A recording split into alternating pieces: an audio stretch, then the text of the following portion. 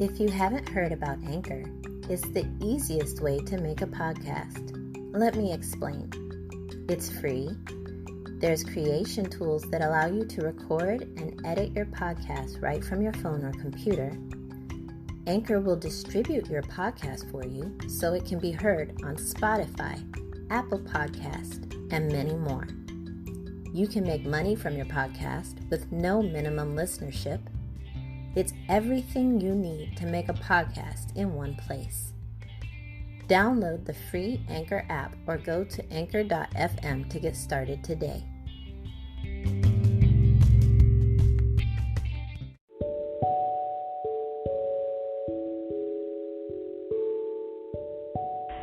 Walking away isn't easy. Tonight on Real Girlfriends Across America, we discuss toxic relationships, and it is okay to walk away.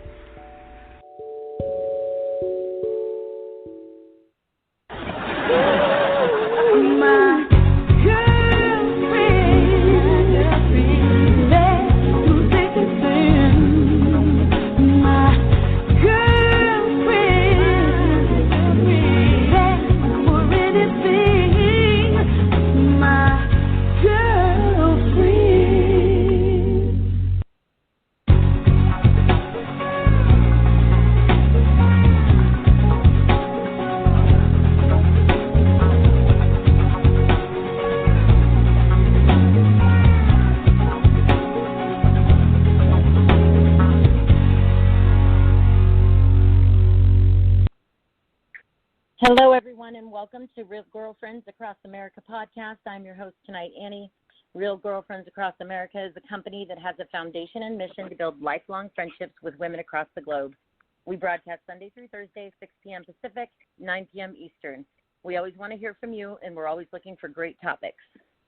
Tonight, we have Corinne, Kay, Tawanda, and Amanda on the line, and we're going to be discussing toxic relationships and let you know that it is okay to walk away.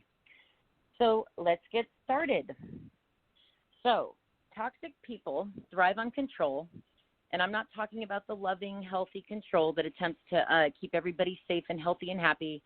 We hey, wear sunscreen or buckle your seatbelt or be nice to people. We're talking about the toxic people that do and say things that because of trying to keep people small and diminish them, put down their self-esteem and make their personalities change to basically keep them under control.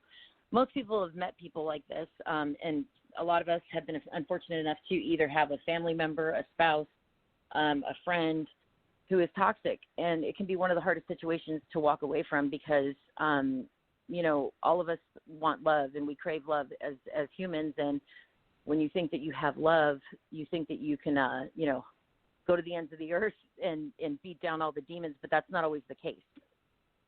The toxic people criticize, they judge, and they oppress their victims. They lack empathy, they lack respect, they're usually not very kind and not compassionate. Key traits that usually would be in any good, healthy relationship. So I want to know from you, ladies, if you have a time where you had to deal with a toxic person, whether it be a family member, a spouse, a boyfriend, a girlfriend. Corinne, let's start with you and tell us about a toxic relationship that you've been in. I think that any relationship that I ended, maybe it was a toxic relationship, maybe both of my marriages were toxic to an extent because I don't feel like I worked in my true capacity, or I was at my happiest when I was in those situations or relationships. So what do you think, if you think back, what do you think some of the red flags were that you ignored at that time? Like, a lot of us go through denial. What do you think that the red flags are that you look for now in people? I think that dishonesty definitely is big on my list. If I can't trust you, then that's a problem. I think that also if someone is maybe misleading, I guess that's under honesty as well. But those are red flags for me in any relationship, a love relationship or a platonic one. No, yes, those are very good. All right, Kay, what about you? Can you tell us about a time that you were in one or more toxic relationships, and who was that toxic person, and how were they able to control you? Give us some examples of how they tried to control you or did. Oh boy. I've had a couple different toxic relationships, mostly friendships throughout my life. I've been in one or two toxic relationships, but when I've had toxic friendships, I mean, it's just I'll talk about two experiences I had. I had one person who was my best friend for years. I met her when I was 19, and up until 2015, I considered her my best friend. So it was a long time. And at first she was like a super positive person, and then just over time she experienced a lot of trauma, a lot of things that happened to her, some of which were not under her control, some things that were, and it changed her. Like, she became a different person, and as she became a different person, sort of the way she treated me and the way our friendship changed as she changed. Yeah. And by the time I sort of ended the friendship, it was because like when we would have conversations, I would just leave the conversation feeling awful, like feeling really horrible and crappy all the time. And I'm like, why do I feel like this all the time? I don't understand why I'm feeling like this all the time. This is not what a friendship is supposed to be. So I ended up ending that friendship, which was really hard. Yeah, and it only ended because I people change, right? People go through things, they experience things, and sometimes experiences can change you for the better, and sometimes they can change you for the worse. And I think that's what happened. So that was one. The other one a toxic friendship that I cut off was, and I think I mentioned it on the show before, was a person that I had sort of mentored and become a friend to, and the friendship went bad. It went sour because she didn't like my opinion about certain things.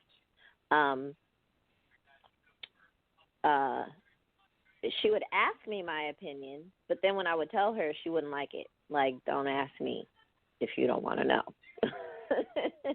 Right. And it went left. It went completely left, and she attempted and actually succeeded. At the time, she succeeded. Like, I was able to repair it later, but at the time, she succeeded in breaking a nearly, how long was that friendship? It was like 17 years, a 17-year friendship that I had with another person. She succeeded in breaking it, like smashing it to smithereens. And, I had to cut her off. And another person who was friends with me and her saw the whole thing go down, knew that she had done wrong, and still wanted to sort of, not be, not say, right is right, wrong is wrong. And I don't care if you don't take sides, but my thing is, if you see something wrong happening and you can't speak up, I don't need you at my back. So I cut her off too. Nice. That's good. We're going to talk in a little bit about how we cut people off and give some points on that, so keep that for later. Tawanda, are you out there? Can you tell us about a time that you may have been in a toxic relationship? Who was that person? What happened? And I would like to know what you did to get away. Toxic and me don't mix. I'm all about energy and good vibes. I haven't been in a toxic relationship. However, I've had toxic situations. Like, for example, my dad and I used to always get into it, and I would say, oh, you're so negative, I got to get away from you. He really never understood what I really meant, but it's about energy. Like even when I was young, he would walk into the house. If he had a bad day, the whole house has to have had a bad day. Everybody had a bad day. Really mean. You know what I'm saying? And he gave out really bad energy. At times, and I had to get the hell away. Like, that's just not what I do. I've had situations with friends and acquaintances to where they're, like, constantly always negative, always bickering, and I try to bring them back. But if I can't, I'm out of there. Simply because one thing, misery loves company, and I don't do that kind of company. So, no, after a couple minutes, it's over with. I'm out.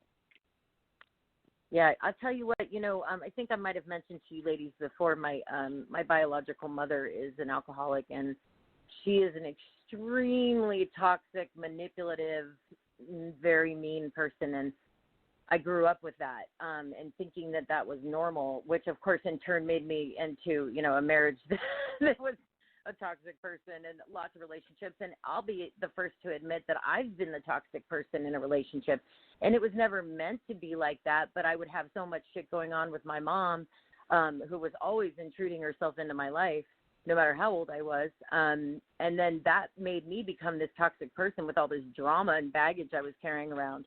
And so, I feel bad because I wish I would have known then what I know now about, let's try to respect other people and their time and their love and their affection, because it's terrible when you have to hurt somebody like that, and I definitely have grown a lot, and I know that I'm not a toxic person in any relationships. At least I try not to be.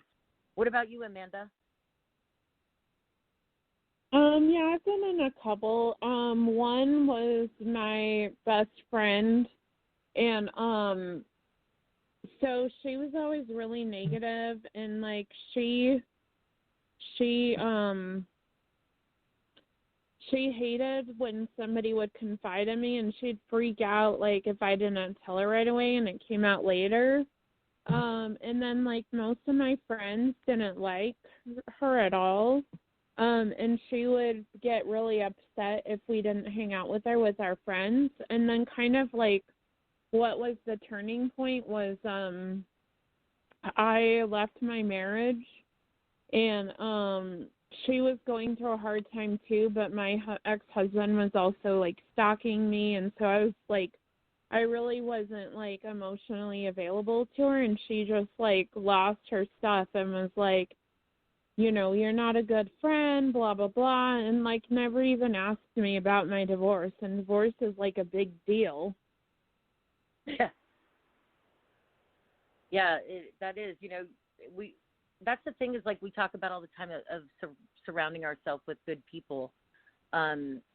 This is something that you need to pay attention to, because if somebody's draining you of all your light and your love and your energy, just not benefiting you or the relationship in any way, that's dragging two people down, and we don't need that shit. So there's always opportunity for empowerment, strength, and growth. We have to be strong enough, and we have to be willing to change, and everybody needs to know that it is okay to walk away. Like I was just saying, love can be, it can sometimes have a tendency to keep us tied to somebody or something who continues to hurt us. And we're mixing up, loyalty and love in that case.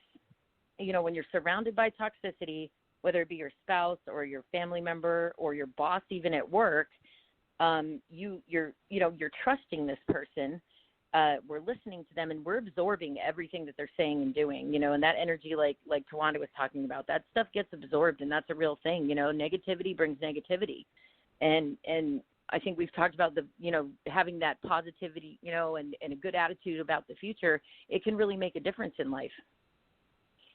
So the obligation to stay loyal and love our family members or spouses can be an overwhelming false need, because it's not actually a need. It's just something that has been created by this society that, we think that we're supposed to stick around no matter what. And, of course, you got to try. Obviously, all of us are going to try, but the problem is when you continuously try but nothing changes, and nothing will change.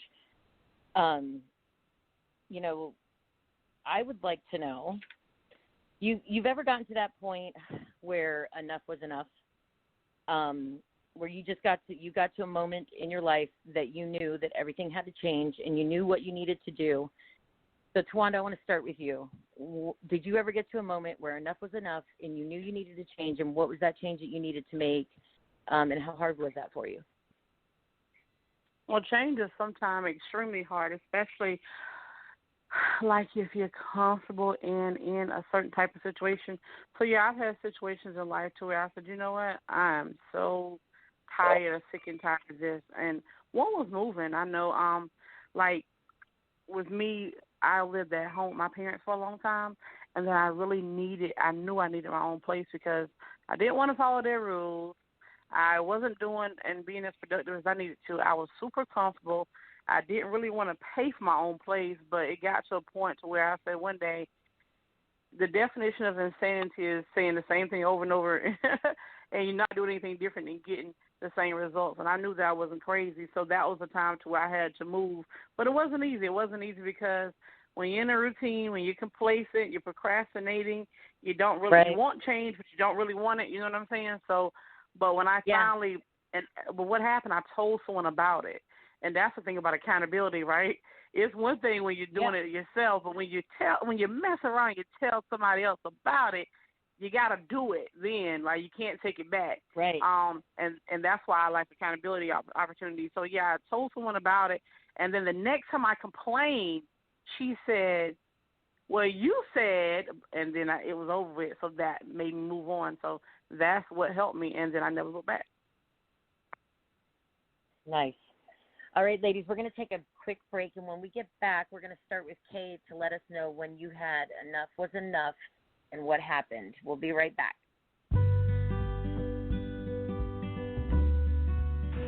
Hi, everyone. This is Annie, and this is your trending news for August 16th.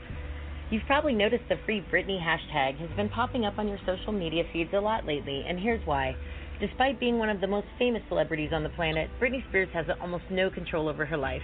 This is because she's under a conservatorship that grants her father, James Spears, a.k.a. Jamie, control of almost everything she touches, including her money, her health, and her daily routine. Now, fans are petitioning the government and rallying support to free Britney as her next court date approaches. Now back to the show.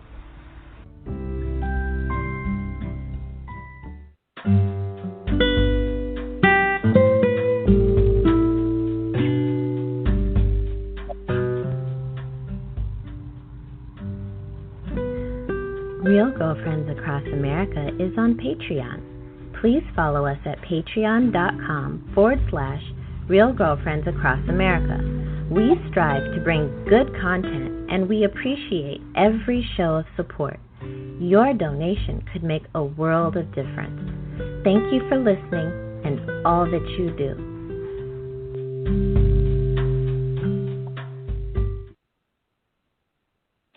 All right, welcome back, ladies.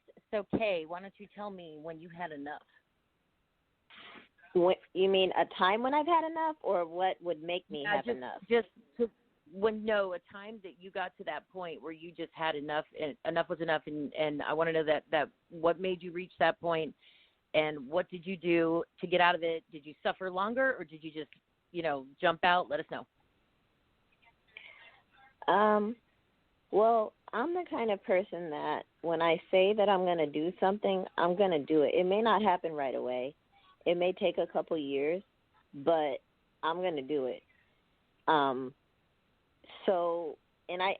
usually give people I try to be a fair person. I'm not perfect, but I try to be a fair person. I like to give people fair warning, right?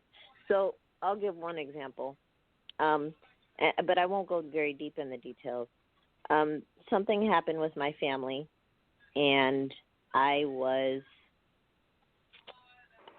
backstabbed isn't even the word for it, because it was something that you just don't do to family. And I warned certain members of my family that if it happened again, I would just cut off contact with them.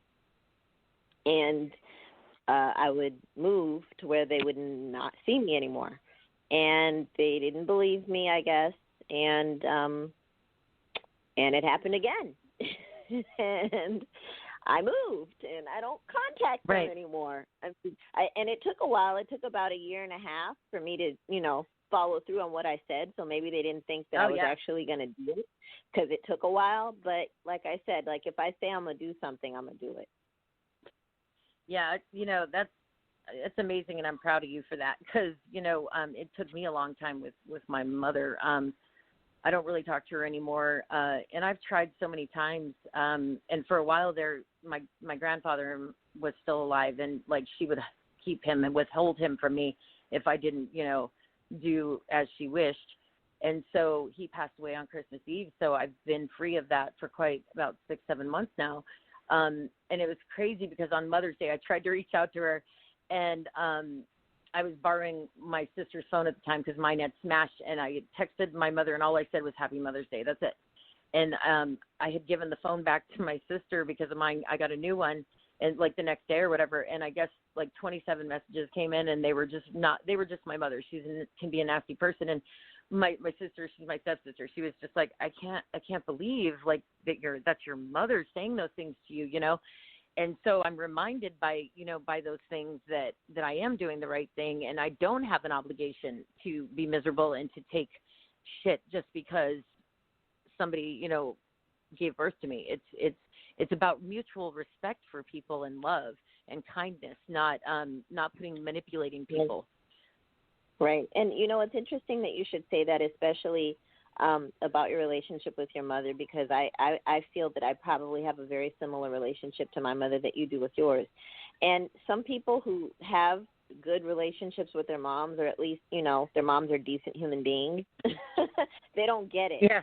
And I've had to actually, the scary thing about it is that, like, if you have a mom who is vicious, but in a way that most people can't see, and most people don't believe you when you say it, and they try to, like, get you to fix it, but fixing it will only harm you more. Sometimes you have to distance yourself from those people too, and I don't like doing that because it's not their fault. But if you keep on pushing me to somebody who will literally destroy me, then I can't be around you either. Right. Right. I really feel like if somebody has a parent or a close family member that is trying to destroy them in some way, whether you understand it or not, don't try to push that person to fix the relationship, because fixing that relationship could actually be extremely destructive. Right. It's funny that, there's this quote from the research I was doing online, and I just wanted to read it because it's just kind of a descriptor. And it says, breaking away from a toxic relationship can feel like tearing at barbed wire with bare hands. The more you do it, the more it hurts. So for a while, you stop tearing until you realize it's not the tearing that's hurting you, it's the barbed wire, the relationship itself. And whether you tear at it or not, it won't stop cutting into you. Because reasonable people, however strong or independent-minded they are, they can easily be drawn into thinking that if they coulda, woulda, if they can just find the switch or do less or do more or manage it or tweak it or fix it, or, if we could just get it right this time, we can fix it. But the hard truth is that the relationship's not going to be okay. And it probably hasn't been okay for a while. And it would have changed already if it was going to change, and it's a hard pill to swallow, Right. So Corinne, what do you got? What are your thoughts on this?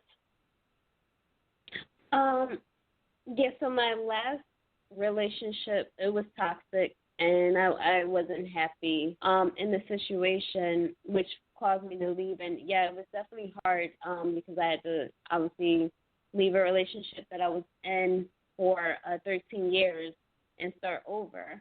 And change states and, leave my house because I had a house when I was in Georgia. So I had to move to another state and just, end that relationship and, obviously cut off ties with that person.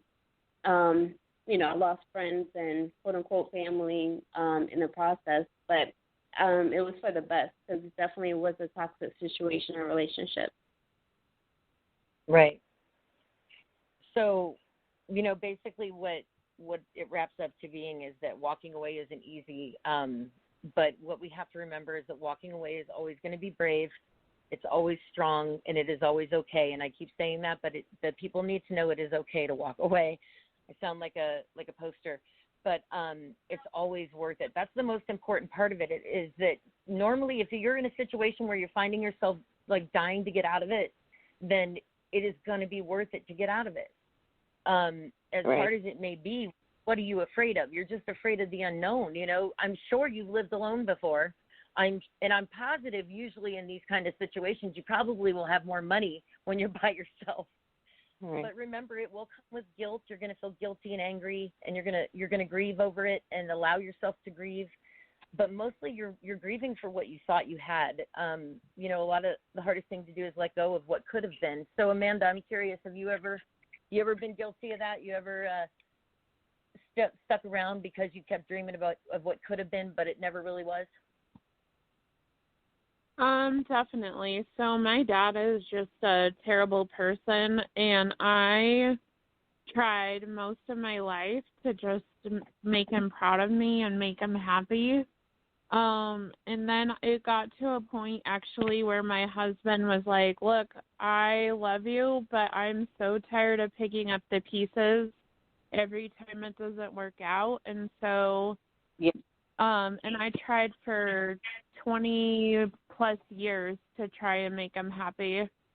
And I finally just decided it wasn't worth it. And I wrote him a 19-page letter and actually sent it to him, and then decided that, like, the relationship door isn't closed, but he would have to be the one to open it if ever he wanted a relationship again. And then you're still going to have to be super careful if that ever happens, because then you got to wonder what the hell he wants first.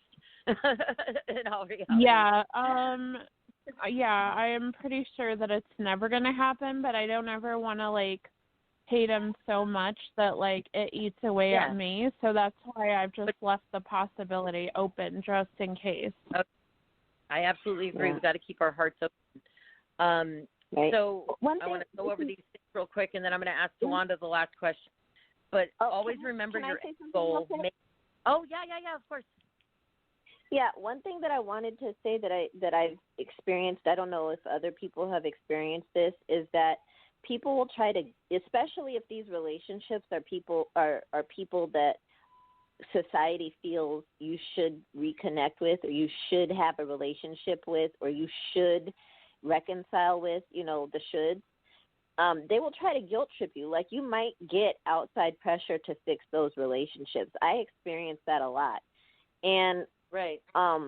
If that relationship is abusive mentally, emotionally, psychologically, I mean, in any way abusive to you, you don't have to listen to what other people say. You do not have to reconcile that relationship. Don't listen to them, because they're not the ones experiencing the abuse.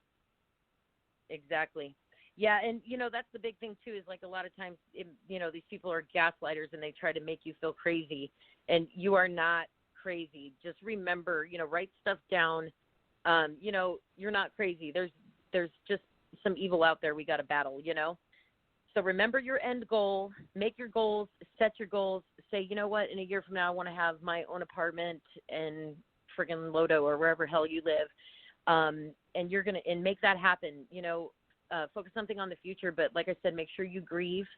You're going to suffer through the reactions and the possible retaliation of the toxic person, but it's going to be worth it in the end. They're probably going to be crueler than ever, but just make sure that you keep moving forward. Just let every hurtful word that they tell you and every moment that they hurt you in that time fuel your fire for your new future, So, Tawanda, is there anything you wanted to add? We only got about 2 minutes left. Or anybody else?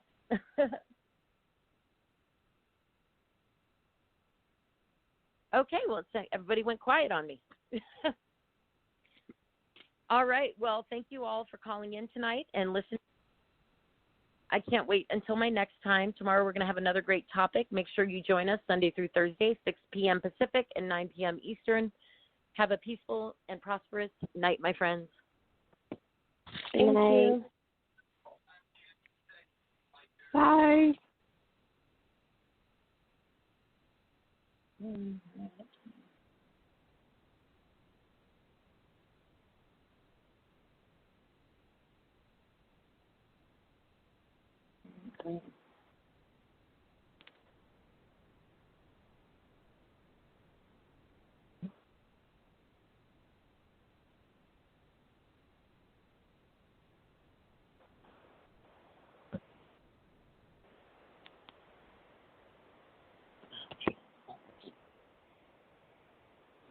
Thank you for listening to yet another episode of The Real Girlfriends Across America.